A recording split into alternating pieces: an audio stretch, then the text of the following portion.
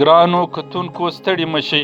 پوهنمل مسعود خان او د هغه لور نادیه مسعود خان تېره ورځ د یوې دستورې په ترڅ کې له پېښور پوهنتون څخه د دکتورې یا پی ایچ ډي فراغت لیکونه یا سندونه ترلاسه کړه چې دا خالي په پښتونخوا نه بلکې په ټوله سیمه کې یو اعزاز ګڼل کیږي چې په یوه وخت کې پلار او لور له یوه پوهنتون څخه د دکتورې سندونه ترلاسه کړي. راځئ دوی ته غوږ. دلته نه په میکاټرانکس کې خپل پی ایچ ډي ډیګري کمپلیټ کړله او ما سره زما لور په الکتریکل ډپارټمنټ کې خپل پی ایچ ډي ډیګري کمپلیټ کړله او موږ دواړو نن په یو ځای د خپل پی ایچ ډي ډیګریانې په کنوکیشن کې واغستلې دي.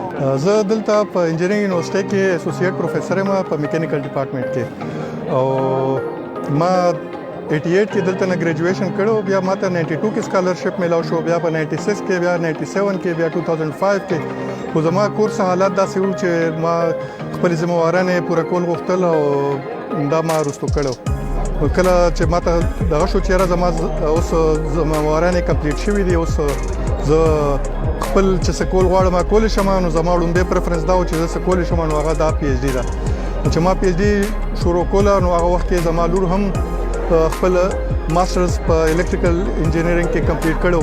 نو موږ دواړو یو ځای د پی ایچ ډي انټري د پاره ټیسټ ورکړو، موږ دواړو کوالیفای کړو او بیا موږ دواړو خپل سبق او بیا ورپسې ریسرچ هغه کمپلیټ کړو او چې څونه مینیمم ټایم کې کېدی شي هغه کې موږ دواړو خپل کمپلیټ کړو.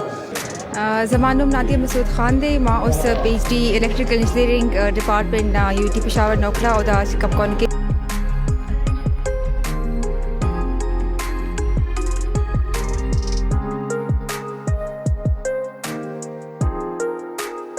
عملتیا نه مو نړۍ مننه.